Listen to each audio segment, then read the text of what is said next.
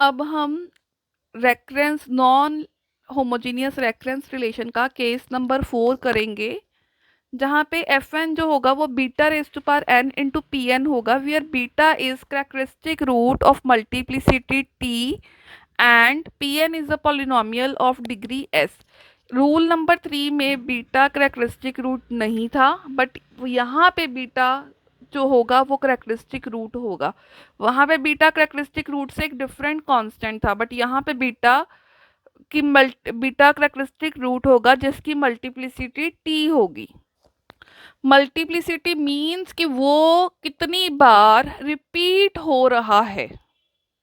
इससे पहले हमने 3 रूल्स डिस्कस किए हैं। रूल नंबर 1 में एफ ऑफ एन को कांस्टेंट लिया था, रूल नंबर 2 में हमने पॉलिनोमियल ली थी, और रूल नंबर 3 में हमने फॉर्म तो यही थी बट बीटा वहाँ पे करेक्टरिस्टिक रूट नहीं था, और इसमें बीटा करेक्टरिस्टिक रूट है। हमने जैसे आगे देखा था कि अगर यहाँ बीटा एन की जगह पे अकेला अगर पी एन हो, पॉलिनोमियल हो डिग्री एस की, तो उस केस में हम पर्टिकुलर सॉल्यूशन क्या एज्यूम करते थे, a naught plus a one n plus a two n square plus a s n की पावर एस। ये पर्टिकुलर सॉल्यूशन हम पॉलिनोमियल ऑफ डिग्री एस के लिए एज्यूम करते थे। अगर सिर्फ कांस्टेंट टर्म होती तो हम पर्टिकुलर सॉल्यूशन सिर्फ इतना पार्ट ए नॉट तक लेते थे। अगर लीनियर होती तो हम पर्टिकुलर सॉल्यूशन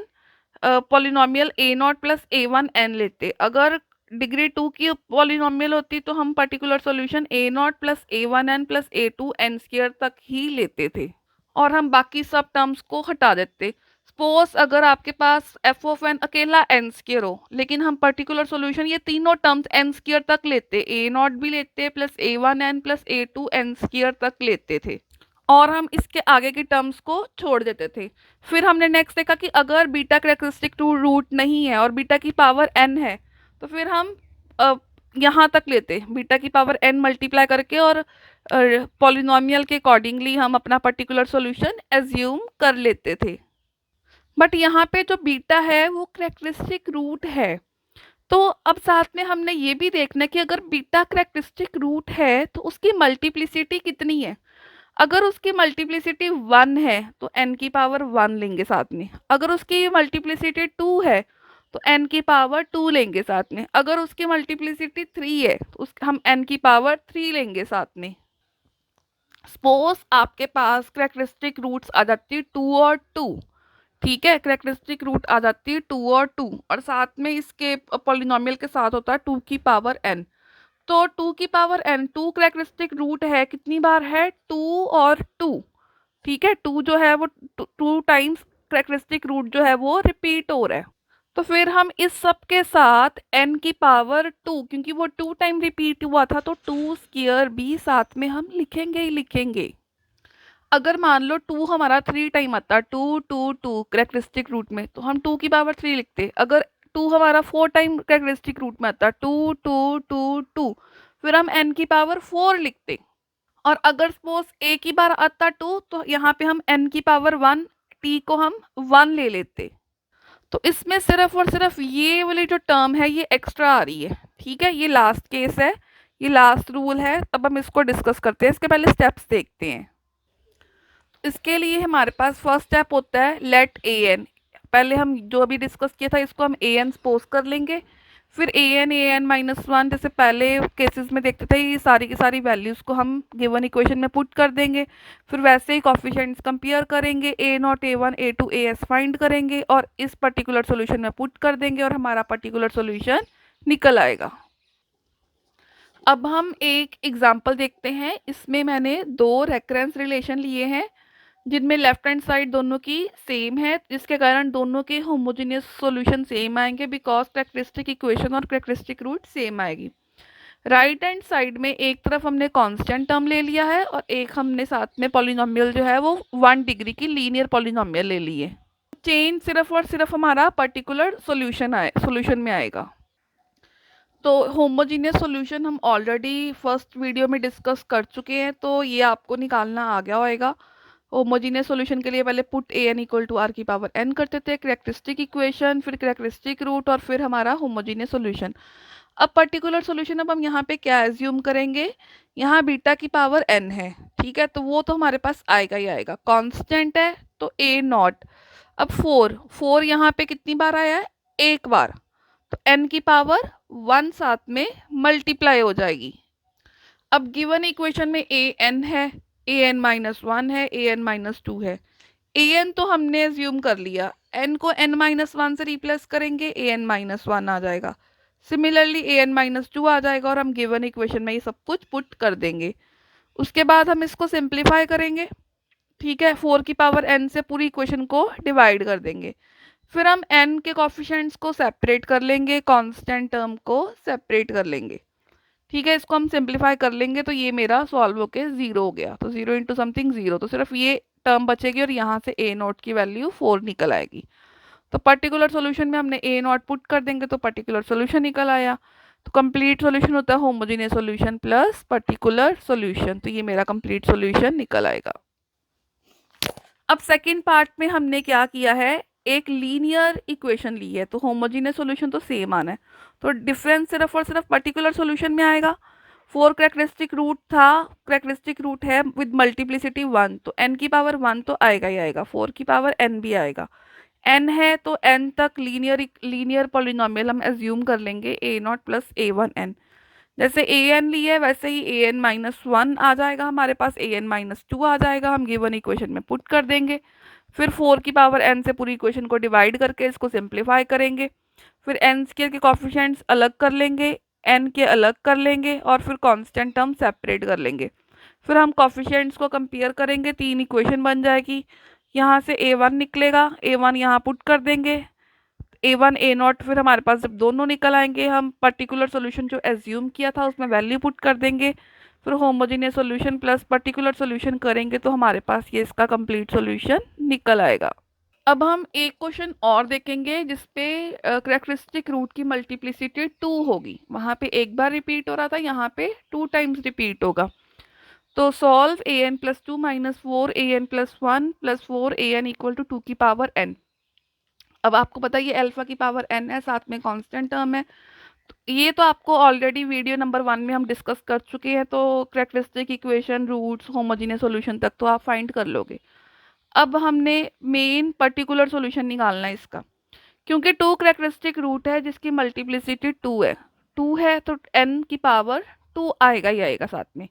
बाकी 2 की पावर n तो आना ही है, और कांस्टेंट टर्म है तो a नॉट आ जाएगा, ठीक है।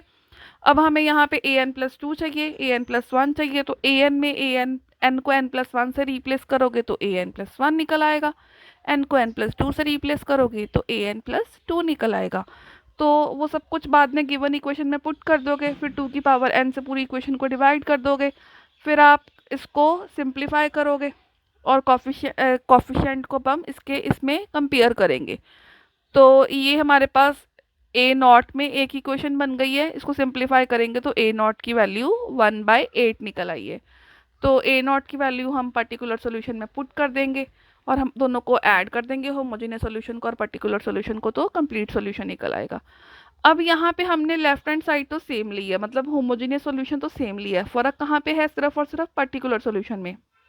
यहाँ कांस्टेंट था, यहाँ पे लीनियर इक्वेशन है, तो हम एक लीनियर इक्वेशन साथ में एज्यूम कर लेंगे पर्टिकुलर सॉल्यूशन जब हम एज्यूम लेंगे। n मल्टीप्लिसिटी 2 थी, 2 करेक्टरिस्टिक रूट है तो n की पावर 2 आएगा, साथ में लीनियर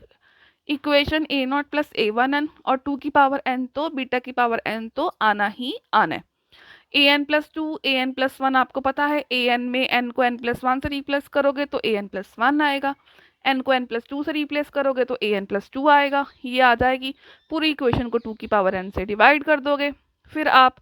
n की टर्म्स अलग कर लोगे, कांस्टेंट टर्म अलग करोगे, इसको सिंप्लीफाई करोगे, ठीक है।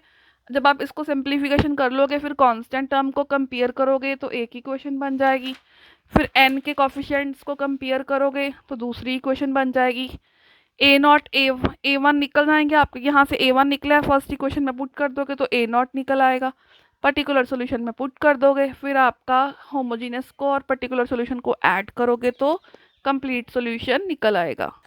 अब हम चारों रूल्स डिस्कस करेंगे जो हमने आगे नॉन होमोजीनियस रेकरेंस रिलेशन के लिए डिस्कस किए थे। अब यहाँ पर उन चारों रूल्स को समराइज करेंगे ताकि अगर थोड़ी बहुत कंफ्यूजन रह भी गई हो तो वो भी आपकी क्लियर हो जाए,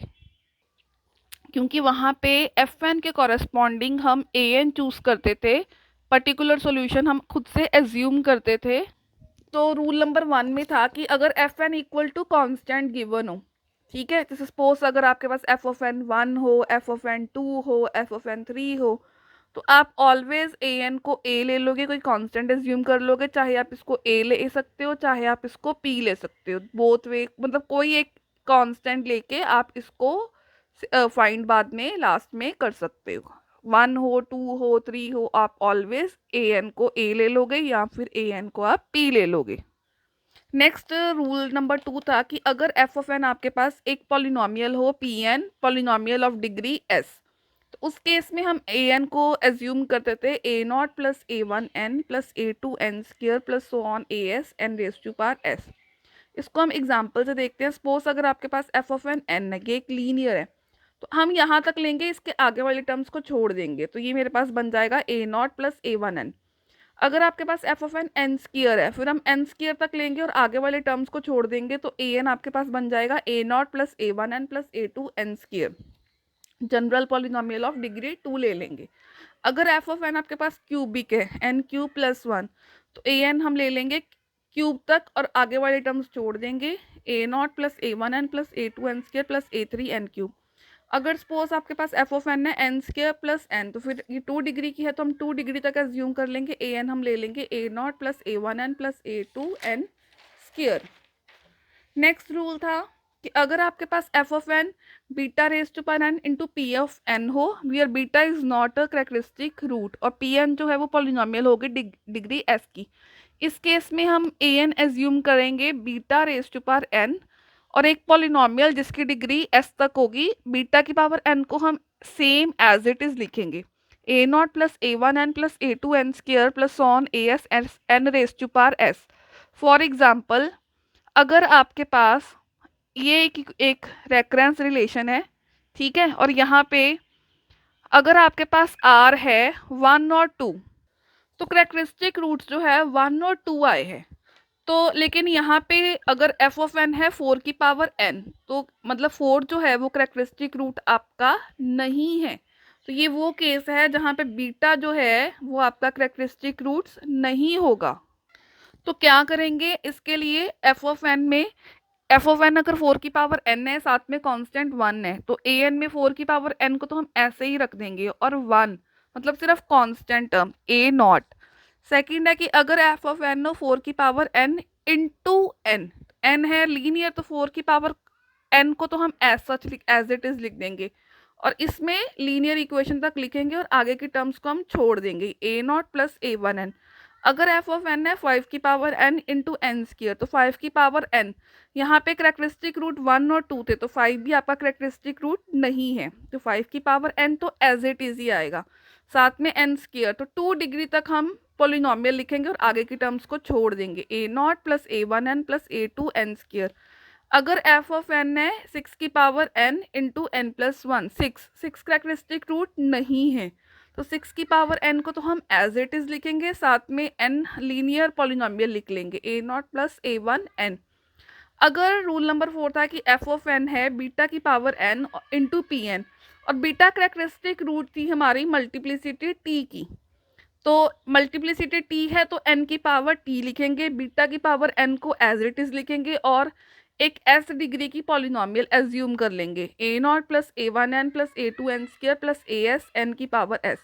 फॉर एग्जाम्पल, आपके पास रेकरेंस रिलेशन है a n minus three a n minus one plus two a n minus two equal to f of n, और करेक्टरिस्टिक रूट अगर आप यहाँ से निकाल लोगे, अगर सपोज करेक्टरिस्टिक रूट है 1 और 2, तो अब देखो अगर आप एग्जाम्पल ले रहे हो f of n equal to 2 की power n into one, characteristic root थी 1 और 2, तो 1 जो है वो करेक्टरिस्टिक रूट है, ठीक है, और कितनी बार आ रही है, एक बार, तो n की पावर 1, 2 की पावर n को तो एज इट इज लिखोगे और साथ में आपके पास है इंटू 1। टू की पावर एन है, बीटा बीटा करेक्टरिस्टिक रूट है, करेक्टरिस्टिक रूट थी 1 और 2, 2 करेक्टरिस्टिक रूट है 1 टाइम, तो n की पावर 1 है, 2 की पावर n को एज इट इज लिखेंगे, साथ में कांस्टेंट 1 है तो हम कांस्टेंट a नॉट ले लेंगे। नेक्स्ट है 2 की पावर n इंटू एन, 1 और 2 करेक्टरिस्टिक रूट थी तो 2 एक बार आ रहा है तो n की पावर 1, 2 की पावर n को एज इट इज, n एक लीनियर है तो हम एक लीनियर पॉलिनोमियल एज्यूम कर लेंगे a naught plus a1n। Next है कि अगर एफ ऑफ एन है 2 की पावर n और साथ में डिग्री 2 की पॉलिनोमियल है n square plus 1, characteristic root 1 और 2 थे तो 2 की मल्टीप्लिसिटी 1 थी तो n की पावर 1, 2 की पावर n को एज इट इज, यहाँ हम एक क्वाड्रेटिक एज्यूम कर लेंगे a naught plus a1n plus a2n square. एक एग्जांपल और लेते हैं, 3 is characteristic root of multiplicity 2, मान लो आपके पास करेक्टरिस्टिक रूट 3 दो बार आ गया 3 3, और अगर एफ ऑफ एन है 3 की पावर n तो 3 यहाँ पे करेक्टरिस्टिक रूट है मल्टीप्लिसिटी 2 का तो n स्क्वायर आएगा, 3 की पावर n तो एज इट इज आना ही आना, साथ में कांस्टेंट है तो a नॉट आ जाएगा। अगर आपके पास एफ ऑफ एन है n इंटू 3 की पावर n 3, तो 3 करेक्टरिस्टिक रूट है मल्टीप्लिसिटी 2 का तो n की पावर 2 तो आएगा, 3 की पावर n भी एज इट इज आएगा। ये एक लीनियर है तो साथ में हम एक लीनियर पॉलिनोमियल ले लेंगे a नॉट प्लस a1n।